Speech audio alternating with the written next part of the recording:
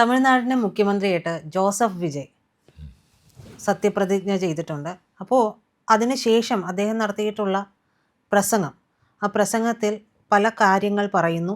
ആ പറയുന്നതിൽ പ്രധാനമായിട്ടും പറഞ്ഞിരിക്കുന്നത് രാഹുൽ ഗാന്ധി എൻ്റെ സഹോദരനെ പോലെയാണ്, നിങ്ങൾക്ക് എന്നെ ഒരു ബ്രദറായിട്ടോ അല്ലെങ്കിൽ മകനായിട്ടോ ഒക്കെ കാണാമെന്ന് പറയുന്നു. കൂടാതെ ധാരാളം പദ്ധതികളിൽ ആദ്യമായിട്ട് മുഖ്യമന്ത്രിയായതിനു ശേഷം ആദ്യമായി ഒപ്പുവെക്കുകയും ചെയ്തിട്ടുണ്ട്.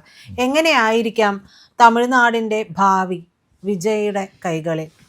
അത് നല്ലൊരു ബ്യൂറോക്രസിയുടെ സെറ്റപ്പ് ഉണ്ടാക്കാൻ പറ്റിയ ചീഫ് സെക്രട്ടറി അതുപോലെ ഇൻഡസ്ട്രീസ് നോക്കാനായിട്ടുള്ള അതിന് പറ്റിയിട്ടുള്ളൊരു IAS തന്നെ ആവണമെന്ന് നിർബന്ധമൊന്നുമില്ല.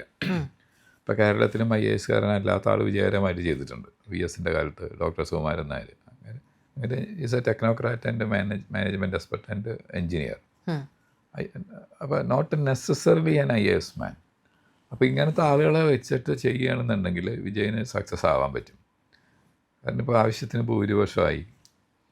പിന്നെ ഈ നിൽക്കുന്ന ആൾക്കാരൊക്കെ അത്യാവശ്യം അധികാരമോഹമുള്ളവരാണ്ട് അവർ വിട്ടെറിഞ്ഞ് പോകാൻ പോകണില്ല. വിട്ടെറിഞ്ഞ് പോയാൽ വേറെ ഓപ്ഷനൊന്നും ഇല്ലല്ലോ. അപ്പം അങ്ങനെ വരികയാണെങ്കിൽ ഭരണത്തിന് സ്റ്റെബിലിറ്റി ഉള്ളൊരു ത്രറ്റൊന്നും കാണുന്നില്ല. അത് തന്നെ വലിയൊരു കാര്യമാണ്. ഞാൻ എപ്പോഴും ഞാൻ പോവുകയാണ്, ഞാനിപ്പോൾ പോവും, അത് ചെയ്തില്ലെങ്കിൽ ഞാൻ വഴക്കിട്ട് പോകും എന്നൊക്കെ പറയുന്ന ആൾക്കാരുണ്ടെങ്കിൽ വലിയ പ്രശ്നം, ഭരണം മുന്നോട്ട് കൊണ്ടുപോകില്ല. അപ്പോൾ ആ നിലയ്ക്ക് വിജയന് എത്ര വലിയ സ്വന്തം നമ്പറുണ്ട്, 118, 117 എന്ന് പറയാം. കാരണം ഇദ്ദേഹം 2 സ്ഥലത്ത് നിന്ന് മത്സരിച്ചിട്ടുണ്ട്. 117, പിന്നെ ഇത്ര ആൾക്കാരെയൊക്കെ ചേർത്ത് ടോട്ടൽ വേണ്ടതല്ലേ 118 അല്ലേ? ടോട്ടൽ വേണ്ടത് 118. പിന്നെ 120 ഉണ്ട് ഇപ്പോൾ അവർക്ക്. 120 ഉണ്ട്. 120 അതിലൊരെണ്ണം റിസൈൻ ചെയ്യുമ്പോൾ 119 ആവും. ചിലപ്പോൾ അത് ചേർത്തിട്ട് അത് ചേർക്കാതെ ഇരിക്കാം 120. അപ്പോൾ അതുകൊണ്ട് സ്റ്റെബിലിറ്റിക്കുള്ള സ്കോപ്പുണ്ട്. അപ്പോൾ പറ്റിയ ബ്യൂറോക്രാറ്റ്സിനെ ടെക്നോക്രാറ്റ്സിനെ വെച്ച് ചെയ്യണമെങ്കിൽ അവർ ഇൻഡസ്ട്രി രംഗത്ത് അവർക്ക് മുന്നോട്ട് പോകാം. അതുപോലെ കാർഷിക രംഗത്ത് അതിന് പറ്റിയ എക്സ്പെർട്സിനെ കൊണ്ടുവന്ന് അവരൊക്കെ ഇന്നോവേറ്റീവായിട്ട് പരമ്പരാഗതമായിട്ട് മഴ പെയ്യുമ്പോൾ അല്ലെങ്കിൽ മുല്ലപ്പെരിയാറിന് വെള്ളം കിട്ടുമ്പോൾ കൃഷി ചെയ്തു, അല്ലെങ്കിൽ കാവേരി നദിയിൽ നിന്ന് വെള്ളം കിട്ടിയാൽ കൃഷി ചെയ്തു എന്നുള്ള അതൊക്കെ പരമ്പരാഗത ശൈലിയാണ്. അതൊക്കെ ഇന്നത്തെ കാലത്ത് പറ്റിയെന്നില്ല. അപ്പോൾ പുതിയ കാലഘട്ടത്തിനനുസരിച്ചുള്ള നല്ല കൃഷിയും പിന്നെ അതോടൊപ്പം തന്നെ ശ്രദ്ധിക്കേണ്ട ഒരു കാര്യം എഡ്യൂക്കേഷനാണ്.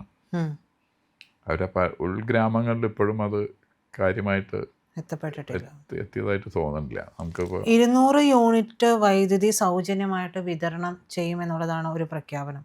മറ്റൊന്ന് വനിതകളുടെ സുരക്ഷയ്ക്ക് വേണ്ടിയിട്ട് പ്രത്യേക സ്ക്വാഡ്, പിന്നെ ഡ്രഗ്സിനെതിരെ പ്രത്യേക സ്ക്വാഡ് എന്നുള്ളതൊക്കെയാണ് പറഞ്ഞിരിക്കുന്നത്. കൂടാതെ പറഞ്ഞ ഒരു കാര്യം എന്ന് പറയുന്നത് 10 ലക്ഷം കോടി ബാധ്യതയുള്ള ഖജനാവുമായിട്ടാണ് ഞാൻ അധികാരം ഏറ്റെടുക്കുന്നത് എന്ന് കൂടി പറയുന്നുണ്ട് വിജയ്. അതായത് ഖജനാവ് കാലിയാണ് എന്നുള്ളത് പൊതുസമക്ഷം പറഞ്ഞിരിക്കുന്നു. ഇതിൽ അദ്ദേഹം ചെയ്യാമെന്ന് പറഞ്ഞ കാര്യങ്ങൾ വെൽക്കം സ്റ്റെപ്സ് ആണ്. ഇപ്പോൾ സ്ത്രീകളുടെ സുരക്ഷയ്ക്ക് വേണ്ടി ചെയ്യുക എന്നുള്ള കാര്യം ഇറ്റ്സ് എ വെൽക്കം സ്റ്റെപ്പ്. അതുപോലെ തന്നെ ലഹരിക്കെതിരായിട്ടുള്ളത്. പിന്നെന്താ ഒന്നുകൂടി പറഞ്ഞല്ലോ, 200 യൂണിറ്റ് വൈദ്യുതി. അവിടെയാണ് പ്രശ്നം വരുന്നത്. ഈ ഫ്രീ ബീസ് കൊടുത്തിട്ട് ആൾക്കാരെ തൃപ്തിപ്പെടുത്താൻ വേണ്ടി ശ്രമിക്കുമ്പോൾ അത് ഇക്കോണമിക്ക് ഉണ്ടാക്കുന്ന ഡെൻറ്റ് ഭീകരമാണ്. അത് ഈ ഭരണാധികാരികൾ ഇപ്പോൾ ഇവിടെ സതീശനൊക്കെ പറഞ്ഞു വെച്ചിരിക്കുക സ്ത്രീകൾക്ക് ഫ്രീ ആയിട്ട് KSRTC കയറാണ്. അപ്പോൾ ഇന്നലെ മുതൽ കയറി കഴിഞ്ഞാൽ അങ്ങനത്തെ ഒരു പ്രത്യേക ടിക്കറ്റ് കൊടുക്കും സ്ത്രീകൾക്ക് എന്നൊക്കെ പറഞ്ഞ് അപ്പോൾ ഇന്നലെ ബസ്സിൽ കയറിയ സ്ത്രീകളോട് ഞാൻ ചോദിച്ചപ്പോൾ അവർക്ക് സാധാരണ ടിക്കറ്റാണ് കിട്ടിയതെന്ന് അവർ പറഞ്ഞേ. ഇനിയിപ്പോൾ അവർക്കത് മനസ്സിലാവാണ്ടാണോ എന്ന് എനിക്കറിയില്ല. എന്തെങ്കിലും മാർക്ക് ഉണ്ടാവും. അതിനകത്ത് ഫീമെയിൽ മെയിൽ എന്ന് എഴുതിയിട്ടുണ്ട് എന്നുള്ളതാണ് ഒരു വാർത്തയിൽ കാണിച്ചപ്പോൾ ഞാനും അതായിരിക്കാം ചിലപ്പോൾ. ഞാൻ തുടക്കത്തിലായതുകൊണ്ട് ഞാൻ ചോദിച്ച ലേഡീസ് അവർ ചിലപ്പോൾ അത് ശ്രദ്ധിക്കാതെ ടിക്കറ്റ് കളഞ്ഞിട്ടുണ്ടാവും. അങ്ങനെ എന്തെങ്കിലും. അപ്പോൾ ഇത് ഫ്രീ ബീസ് എന്ന് പറഞ്ഞാൽ ആത്മാത്മിക്കാരൊക്കെ ചെയ്ത പരിപാടി അതാണല്ലോ, ഈ ഫ്രീ ബീസ് കൊടുത്ത ആളുടെ തൃപ്തിപ്പെടുത്തുക. പക്ഷെ അതൊരിക്കലും ഒരു നല്ലൊരു ഇക്കോണമിയിലേക്ക് രാജ്യത്തിനെ കൊണ്ടുപോയില്ല. ഒരു സാധനം ഫ്രീ ആയിട്ട് ആർക്കും കൊടുക്കാൻ പാടില്ല. അതാണ് എൻ്റെ രീതി. എൻ്റെ സ്വല്പം അധ്വാനം വേണം. ഞാൻ എൻജോയ് ചെയ്യുന്ന ഫെസിലിറ്റിക്കോ അല്ലെങ്കിൽ ബെനിഫിറ്റിനോ. അതാണ് അതിൻ്റെ ഒരു ലോകനീതിയാണത്. അതിനപ്പോൾ ഫ്രീ ബീസ് കൊടുക്കുക എന്ന് പറഞ്ഞാൽ അതിനൊരു ലിമിറ്റ് ഉണ്ട്. അത് മാത്രമല്ല ഇക്കോണമിയെ വല്ലാതെ അത് ബാധിക്കും.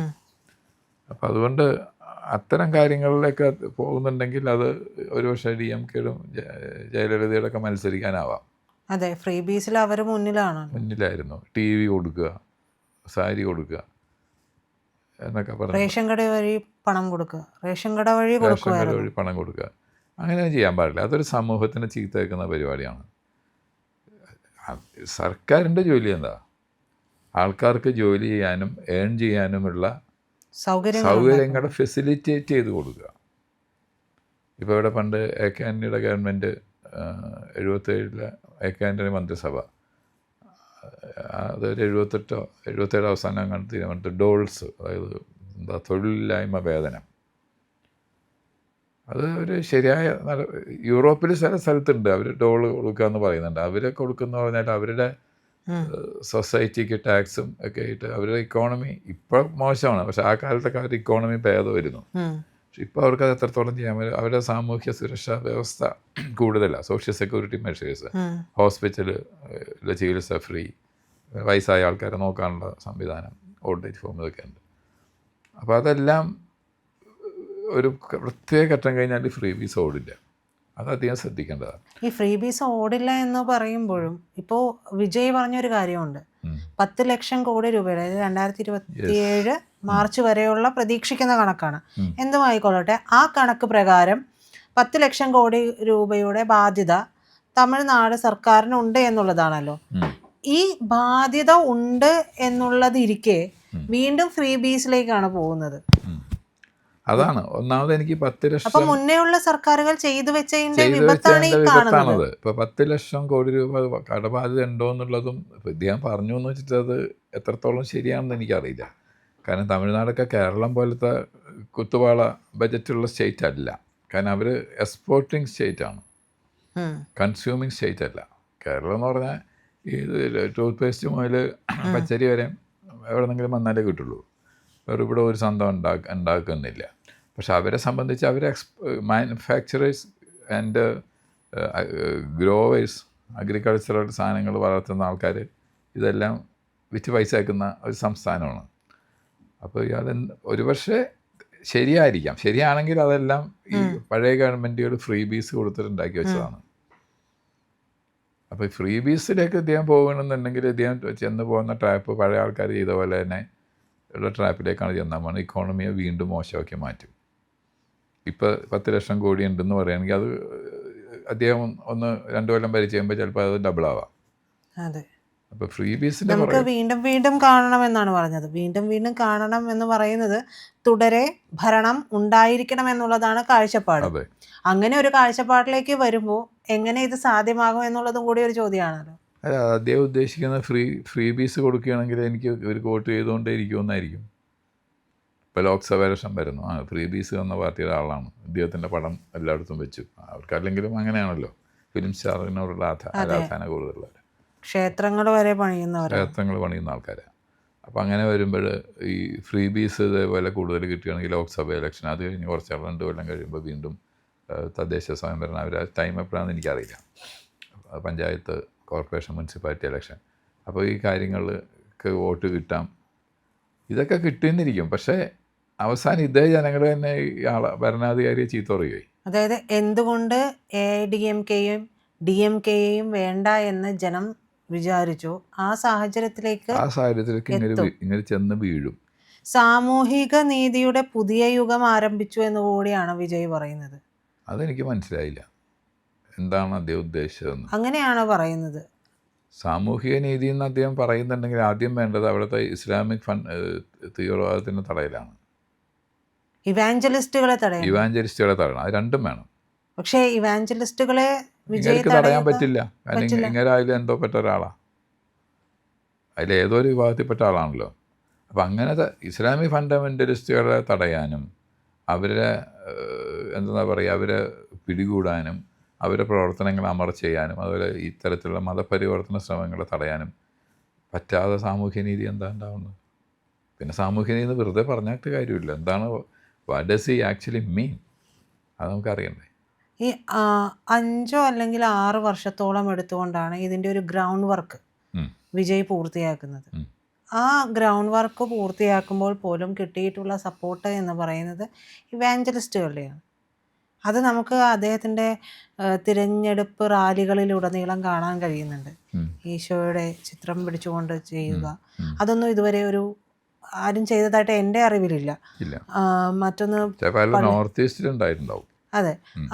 പക്ഷേ പ്രത്യക്ഷത്തിൽ നമ്മൾ കാണുന്ന രാഷ്ട്രീയ രംഗത്ത് ഇത് പലരുമായിട്ട് ചർച്ചകൾ നടത്തും, സമുദായ സംഘടനകളുമായിട്ട് ചർച്ചയൊക്കെ നടത്തുന്നതൊക്കെ നമ്മൾ കാണുന്നുണ്ട്. പക്ഷെ ഇത്തരത്തിൽ ഒരു തിരഞ്ഞെടുപ്പ് റാലിയിൽ ഈശോയുടെ ചിത്രമൊക്കെ ഉയർത്തിപ്പിടിച്ചുകൊണ്ട് നടന്ന വിജയ് പിന്നീട് ഒരു സമയത്ത് ക്ഷേത്രത്തിൽ പോകുന്നതാണ് നമ്മൾ കണ്ടത്. പിന്നീട് കാണുന്നത് നേരെ പള്ളിയിൽ പോയി മുട്ടുകുത്തി നടക്കുന്നതാണ്. അപ്പോൾ അങ്ങനെ ഉള്ള ആ വോട്ടുകൾ ക്രമീകരിക്കാൻ വേണ്ടി 5-6 വർഷം പണിയെടുത്ത വിജയ്ക്ക് എങ്ങനെയാണ് ഇവാഞ്ചലിസ്റ്റുകൾക്കെതിരെ ചെയ്യാൻ പറ്റില്ല? കാരണം ഞാനാക്കിയത് ആരാണോ അവരോട് എനിക്കൊരു ബാധ്യതയുണ്ട്. അങ്ങനെ തന്നെ മുന്നോട്ട് പോകാൻ പറ്റുള്ളൂ. അതുകൊണ്ട് സാമൂഹ്യനീതി എന്നൊക്കെ പറയാൻ പറ്റിയ നല്ല വാക്കുകളാണല്ലോ. പണ്ട് ശ്രീമതി ഗാന്ധിയുടെ കാലത്ത് സോഷ്യലിസം, ഗരീബി ഹടാവോ, നല്ല രസമല്ലേ കേൾക്കാനായിട്ട്. ഗരീബി ഹടാവോ എന്ന് പറഞ്ഞാൽ ദാരിദ്ര്യത്തെ തുടച്ച് മാറ്റുമെന്നാണ് പറഞ്ഞേക്കണത്. അപ്പോൾ ആർക്കും ആവശ്യം വരാതിരിക്കുക? വയ്യാതെ മൂടിപ്പോയിച്ച് കിടക്കുന്ന ആൾ പോലും ആവേശം കൊണ്ട് ചാടി എണീക്കും അങ്ങനെയൊക്കെ കേട്ട് കഴിഞ്ഞാൽ. അതുപോലെ സോഷ്യലിസം, ഇപ്പോൾ സോഷ്യലിസം വരാൻ പോകുമെന്നാണ് പറയുന്നത്. ഇതെന്താണെന്ന് ആർക്കും അറിയില്ല, പറഞ്ഞ ആൾക്കും കേട്ട ആൾക്കും അറിയില്ല, അത് വേറെ കാര്യം. പക്ഷെ അങ്ങനത്തെ ചില ഈ ബൊമ്പാസ്റ്റിക് വേർഡ്സും അതുകൊണ്ടുള്ള സ്ലോഗൻസും തത്വങ്ങളൊക്കെ പറഞ്ഞിട്ട് മുന്നോട്ട് പോയ കുറേ ആൾക്കാരെയൊക്കെ പറ്റിക്കാം. അതിനപ്പുറം പോവില്ല. സാമൂഹ്യ രീതി നടപ്പാക്കാൻ ആദ്യം ചെയ്യേണ്ട ഇതാണ് ഇസ്ലാമിക് ഫണ്ടമെൻ്റലിസത്തിന്. കാരണം അവിടെ ഇസ്ലാമിക് ഫണ്ടമെൻ്റലിസത്തിന് വളക്കൂറുള്ള മണ്ണാണ്. ഈ രണ്ട് AIADMK DMK രണ്ടുപേര് ഭരിക്കുമ്പോഴും അങ്ങനെ തരുന്ന ചെന്നൈയിലെ അവസ്ഥ. അവരെ പോലീസുകാർക്ക് ഒരു ഇൻഫർമേഷൻ കൊടുത്താൽ പോലും പോലീസുകാർ അവർക്ക് പറഞ്ഞു കൊടുക്കുമെന്നാണ് പറയുക, നിങ്ങൾക്കെതിരെ പരാതി കിട്ടിയിട്ടുണ്ടെന്ന്. ഇപ്പോൾ തിരുപ്രാങ്കുണ്ടത്തെ കാര്യങ്ങൾ നമ്മൾ കണ്ടതാണ്. അപ്പോൾ ഈ ക്ഷേത്രത്തിൽ പോകുന്നു, ഇവിടെ അമ്പലത്തിൽ പോയി മുട്ടുകുത്തുന്നു, പിന്നെ അത് രാഹുൽ ഗാന്ധി ഇലക്ഷൻ കാലത്ത് ഫാൻസി ഡ്രസ്സ് നടത്താറില്ലേ? ഇവിടെയൊക്കെ മുഴുവൻ ചന്ദനം ഭസ്മൊക്കെ പൂശി കാവിയൊക്കെ പോയിച്ചിട്ട് ക്ഷേത്രത്തിന് മുമ്പിൽ പോയി ഇങ്ങനെ നിൽക്കും. വസ്ത്രത്തിൻ്റെ മുകളിലൂടെ പൂണൂല് കൊടുക്കും. അതിൻ്റെ മുകളിൽ കൂടി പൂണൂലും കാണാൻ വേണ്ടിയിട്ട് എവിടെന്നോ ഒരു പൂണൂല് കടം മേടിച്ചിട്ട് അല്ലെങ്കിൽ പൈസ ഒക്കെ കൊടുത്ത് മേടിച്ചിട്ട് കൊണ്ടിടും. അപ്പോൾ അതേപോലത്തെ ഫാൻസി ഡ്രസ്സ് പരിപാടി എന്നൊക്കെ പറഞ്ഞാൽ കുറേ നാളൊക്കെ പറ്റും. കുറേ നാൾ. ഇപ്പോൾ കേരളത്തിലും അത് തന്നെയല്ലേ. ഇപ്പോൾ സ്ത്രീകൾക്ക് ഫ്രീ ആയിട്ട് ബസ്സിന് പോകാനായിട്ട് ഫ്രീ ട്രാൻസ്പോർട്ടേഷൻ, സൗജന്യ യാത്ര എന്ന് പറയുന്നു. ഈ സൗജന്യ യാത്ര കോളേജ് വിദ്യാർത്ഥിനികൾക്ക് 1000 രൂപ വെച്ച് അക്കൗണ്ടിൽ കിട്ടും. ഇവിടെ KSRTC എങ്ങനെ നടത്തിക്കൊണ്ട് പോകണമെന്നും വിഷമിച്ച് അവർ നടക്കുക. 6 ലക്ഷം കോടിയാണ് കേരളത്തിൻ്റെ കടം. അതെ, ആ സമയത്താണ് ഈ ഫ്രീ ബീസ് എന്ന് പറഞ്ഞു വരുന്നത്. അപ്പോൾ അതിൻ്റെ അർത്ഥം എന്ന് വെച്ചാൽ ഇവർക്കൊന്നും യാതൊരു ലക്ഷ്യബോധമോ അല്ലെങ്കിൽ ഭരണത്തിൽ എന്ത് ചെയ്യണമെന്നൊന്നും ഒരു ധാരണയില്ല. തൽക്കാലം ഭരണം കിട്ടും, പിന്നത്തെ കാര്യം പിന്നെ ആലോചിക്കാമെന്നാണ്. അങ്ങനത്തെ ഒരു അവസ്ഥയാണ്. ഒരു വീക്ഷണം വേണ്ടേ എന്ത് ചെയ്യുമെന്നുള്ളത്? അങ്ങനെ ഒരു വീക്ഷണമില്ല. പിന്നെ ഇവരുടെയൊക്കെ ഒരു ധൈര്യം എന്ന് പറഞ്ഞാൽ എന്ത് വന്നാലും സെൻട്രൽ ഗവൺമെൻറ് അവസാന നിമിഷം ഇവരെ ബെയിൽ ഔട്ട് ചെയ്യുമെന്നാണ്, എന്തെങ്കിലും കൊടുത്ത് സഹായിക്കുമെന്നുള്ളത്. ഇവിടുത്തെ തന്നെ ധനമന്ത്രിയുടെ അടുത്ത വൃത്തങ്ങൾ പറഞ്ഞിരുന്നത്, അദ്ദേഹം പറഞ്ഞൊന്നും പറഞ്ഞാണ് അവർ പറഞ്ഞത്, ശരിയാണോ എന്നറിയില്ല, അല്ലെങ്കിൽ അവരുടെ സ്വന്തം അഭിപ്രായമാണോ എന്നറിയില്ല. ഞങ്ങൾക്ക് പേടിയൊന്നുമില്ല, കേരളം ഒരു ഇന്ത്യയുടെ ഭാഗമല്ലേ, അപ്പോൾ എന്തു വന്നാലും കേന്ദ്രത്തിന് അവസാനം സഹായിക്കേണ്ടി വരുമല്ലോ. ഈ ഇദ്ദേഹത്തിന് എത്രാമത്തെ കുഞ്ഞാണെങ്കിലും അമ്മക്ക് സ്നേഹം ഉണ്ടാവും. അതാണ്. ഇപ്പോൾ ഈ ഇദ്ദേഹം സഹോദരൻ എന്ന് പ്രഖ്യാപിച്ച രാഹുൽ ഗാന്ധി ഒരാളൊരു ഇൻ്റർവ്യൂവിൽ കണ്ടു. ഇപ്പോഴും അത് സോഷ്യൽ മീഡിയയിൽ ഇപ്പോഴും കിടന്ന് ചുറ്റിക്കറങ്ങുന്നുണ്ട്, ഇടയ്ക്ക് വരും അത് പറഞ്ഞു വെച്ചാൽ ഇന്ത്യ എന്ന് പറഞ്ഞാൽ ഒരു യൂണിയൻ അല്ല, it is N arrangement. Arrangement എന്ന് പറഞ്ഞാൽ എന്താ, നമ്മൾ കൂടി ഒരു അറേഞ്ച്മെൻറ്റ്, ഒരു തീരുമാനം അതിങ്ങനെ നടത്തിക്കൊണ്ട് പോകാം. അപ്പോൾ ഈ അതിലെ ഘടകങ്ങളായ സ്റ്റേറ്റുകൾക്ക് ആവശ്യം വന്നു കഴിഞ്ഞാൽ കേന്ദ്രം സഹായിക്കണം, അറേഞ്ച്മെൻറ്റാണ്. പക്ഷേ കേന്ദ്രം ചില കാര്യങ്ങൾ നിർദ്ദേശിച്ചാൽ സ്റ്റേറ്റ് കേൾക്കണമെന്നില്ല എന്ന്. സൗകര്യമുണ്ടെങ്കിൽ കേൾക്കണ്ട. അങ്ങനത്തെ ഒരു അറേഞ്ച്മെൻറ്റാണ് ഈ ഭാരതം എന്ന് പറഞ്ഞാണ് ഈ ഇദ്ദേഹത്തിൻ്റെ ഈ പുതിയ സഹോദരൻ പ്രഖ്യാപിച്ചത്, രാഹുൽ ഗാന്ധി, കുറച്ച് നാൾ മുമ്പ്. അപ്പോൾ അതാണ്, അവർക്ക് ധാരണയില്ല how to run the government, how to run the society, how to run the country. അപ്പോൾ ഇങ്ങനെയൊക്കെ പറയുന്ന ആൾ ഇപ്പോൾ ഇദ്ദേഹത്തിൻ്റെ ഈ സഹോദരനായ രാഹുൽ ഗാന്ധി ഇങ്ങനത്തെ ഒരാൾ പ്രധാനമന്ത്രിയായി കഴിഞ്ഞാൽ എങ്ങനെ എനിക്ക് രാജ്യം ആൾ മുന്നോട്ട് കൊണ്ടുപോകുക. അപ്പോൾ അതേപോലെയാണ് ഇദ്ദേഹം പറഞ്ഞത്, ഫ്രീ ബീസ് കൊണ്ട് ഇങ്ങനെ ആളുകളെ തൃപ്തിപ്പെടുത്തിക്കൊണ്ട്. അപ്പോൾ അല്ലെങ്കിൽ തന്നെ ഫിലിം സ്റ്റാറിനെ കാണാൻ ആൾക്കാർ തടിച്ചു വിടും. ഈ ഫ്രീ ബീസും കൂടി കൊടുത്തു കഴിഞ്ഞാൽ ഇപ്പോൾ അന്ന് എത്ര 2 ലക്ഷം എത്ര 5 ലക്ഷം കൂടി 41 പേര് മരിച്ചെങ്കിൽ അതിൻ്റെ എണ്ണം ഡബിളാക്കാം. പിന്നെ ഇപ്പോൾ മുഖ്യമന്ത്രി ആയതുകൊണ്ട് സർക്കാരിനും പോലീസിനും നടപടി വേണ്ട രീതിയിൽ സെക്യൂരിറ്റി കൊടുത്തേ ഒക്കൂ. അന്ന് ഇദ്ദേഹം ചെയ്ത പണി എന്താ? കൃത്യമായ നമ്പർ കൊടുത്തില്ല എന്നാണ് പറയുന്നത്. അപ്പോൾ നമ്മളൊരു പരിപാടി നടത്തുമ്പോൾ, രാഷ്ട്രീയ പാർട്ടി പരിപാടി നടത്തുമ്പോൾ പോലീസിനെ അറിയിക്കണം ഇത്ര നമ്പറാണ് ഞാൻ expecting such and such number of people. അപ്പോൾ പോലീസ് അതനുസരിച്ചാണ് അറേഞ്ച്മെൻ്റ് ഉണ്ടാക്കുക. അതായത് വിജയ്ക്ക് ധാരണകളൊന്നും ഉണ്ടായിരുന്നില്ല. വിജയ് പ്രവർത്തിച്ചു എന്നുള്ളതാണ് പലരുടെയും താല്പര്യപ്രകാരം പ്രവർത്തിച്ചു. പ്രതീക്ഷിക്കുന്നതിലധികം വിജയവും കിട്ടി. അതെ. ഇപ്പോൾ വിജയ്ക്ക് അബ്സല്യൂട്ട് മെജോറിറ്റിക്ക് ജനം കൊടുത്തില്ല കേട്ടോ. പക്ഷേ വിജയ് ഇനി പോകുന്നത് ഒരു പ്രതിസന്ധിയിലൂടെ തന്നെ ആകാനുള്ള സാധ്യതകളില്ലേ ഇത്തരത്തിലുള്ള? പ്രതിസന്ധിയിലേക്ക് തന്നെ പോകാൻ പോണത്. കാരണം ധാരണയില്ലാതെ ഒരു പണിക്ക് ഇറങ്ങിക്കഴിഞ്ഞാൽ പ്രതിസന്ധി തന്നെ ഉണ്ടാവുള്ളൂ. തീർച്ചയായിട്ടും അങ്ങനെ. ഇപ്പോൾ നമ്മളൊരു മാർക്കറ്റിൽ സാധനം മേടിക്കാൻ പോകുമ്പോൾ നമുക്ക് അതൊരു ധാരണ വേണ്ടി എന്തൊക്കെ മേടിക്കണമെന്ന്, അല്ലേ? അതെ. എന്നാലും എൻ്റെ പേഴ്സിലുള്ള പൈസ, അല്ലെങ്കിൽ ഇപ്പോൾ പേഴ്സിൽ പൈസ വേണമെന്നില്ല, നമ്മൾ ഗൂഗിൾ പേ ചെയ്യാം. പക്ഷേ എൻ്റെ അക്കൗണ്ടിലുള്ള പൈസയിലേ ഗൂഗിൾ പേ ചെയ്യാൻ പറ്റുള്ളൂ. എൻ്റെ അക്കൗണ്ടിൽ 4000 രൂപയുണ്ട്. ഞാൻ മാർക്കറ്റിൽ പോയി കണ്ടതൊക്കെ മേടിച്ചു 15000 രൂപയുടെ ഇതായി കഴിഞ്ഞാൽ ആ കടക്കാരൻ എൻ്റെ കഴുത്തിന് പിടിക്കില്ലേ? അപ്പോൾ എന്ത് കാര്യത്തിന് നമ്മൾ ഇറങ്ങുമ്പോൾ നമുക്കൊരു ധാരണ വേണം. അത് പൊളിറ്റിക്കൽ ലീഡേഴ്സിനായാലും മിനിസ്റ്റേഴ്സിനായാലും ചീഫ് മിനിസ്റ്ററായാലും പ്രൈം മിനിസ്റ്ററായാലും ധാരണ വേണം. അതിനെപ്പറ്റി എന്താണ് ഞാൻ ചെയ്യാൻ പോണത്, അതിൻ്റെ മോണിറ്ററി ആയിട്ടുള്ള ഇംപ്ലിക്കേഷൻ എന്താണ്, എത്ര എക്സ്പെൻസ് ഞാൻ എക്സ്പെക്റ്റ് ചെയ്യുന്നുണ്ട്, ഇതെല്ലാം കഴിഞ്ഞ് അതിൽ നിന്ന് കിട്ടാൻ പോകുന്ന റിസൾട്ട് എന്താണ്.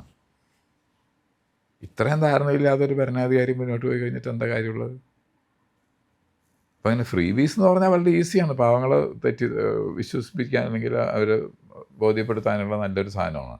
നമ്മുടെ മുഖ്യമന്ത്രി കാണിച്ചിരുന്ന പരിപാടിയാണുള്ളത്, ഈ കിറ്റ് കൊടുക്കണ പരിപാടി. അതൊന്നല്ല, ഒരു മനുഷ്യന് അധ്വാനിച്ച് ജീവിക്കാനുള്ള അവസരം സൃഷ്ടിക്കലാണ് ഒരു സർക്കാരിൻ്റെ കടമ. സർക്കാർ ബിസിനസ് ചെയ്യണ്ട, സർക്കാർ ഫ്രീയും കൊടുക്കണ്ട. കാരണം നമ്മുടെ ചെറുപ്പക്കാർ അവർക്ക് പ്രവർത്തിക്കാനുള്ള അവസരം ഉണ്ടാവണ്ടേ? ഈ ഒരു സാധാരണ പറ്റി പറഞ്ഞ സൈക്കോളജിസ്റ്റുകൾ പറഞ്ഞ ജോലി എന്ന് പറഞ്ഞാൽ വരുമാനം കിട്ടാനുള്ള ഒരു മാർഗം മാത്രമല്ല. ജോലിയുടെ പുറകിൽ നമ്മുടെ ആത്മസംതൃപ്തി കൂടിയുണ്ട്. ഞാനൊരു കാര്യം ചെയ്തു എന്നുള്ള ഒരു കൃതാർത്ഥത എന്ന് പറയുന്നൊരു വികാരമുണ്ട്. അപ്പോൾ ആ സമയത്ത് അതെല്ലാവർക്കും, ചെറുപ്പക്കാർക്ക് മാത്രമല്ല മുതിർന്നവർക്കും എല്ലാവർക്കും ഉണ്ട്. അപ്പോൾ ആൾക്കാർ സാധാരണ അത്യാവശ്യം ആരോഗ്യമുള്ളിടത്തോളം കാര്യം ജോലി ചെയ്യുന്നൊരു പ്രവണതയല്ലേ നമ്മുടെ സൊസൈറ്റിയിൽ കാണുന്നത്, അല്ലേ? പണ്ട് മറിച്ചാൽ പണ്ട് 55 വയസ്സ് റിട്ടയർമെൻറ്റ് ഉണ്ടായിരുന്ന കാലം എനിക്ക് ഓർമ്മയുണ്ട്. റിട്ടയർമെൻറ്റ് കഴിഞ്ഞാൽ പിന്നെ അധികം തീരുമാനിച്ചു ഞാൻ വൃദ്ധനായിന്ന്, അല്ലെങ്കിൽ വൃദ്ധയായി എന്ന് പറഞ്ഞ് പിന്നെ ഒരു വീട്ടിൽ ഇരിപ്പും അങ്ങനെയൊക്കെയാണ്. ഇന്ന് അങ്ങനെയല്ലല്ലോ. റിട്ടയർ ചെയ്ത ആൾ പിറ്റേ ദിവസം പോലെ മറ്റെന്തെങ്കിലും ജോലിക്ക് പോകും. എന്താ അത്? പൈസ മാത്രമല്ലല്ലോ. ഭേദപ്പെട്ട പെൻഷനുള്ള ആളും ജോലിക്ക് പോകുന്നില്ലേ? അപ്പോൾ പൈസ മാത്രമല്ല, ഒരു കാര്യം ചെയ്യുന്നതിൻ്റെ ഒരു സംതൃപ്തി എന്ന് പറയുന്ന ഒരു ഫാക്ടർ ഉണ്ട് അതിൻ്റെ പുറകെ. നമ്മൾ പ്രത്യക്ഷത്തിൽ കാണാത്തൊരു സാധനമാണ്.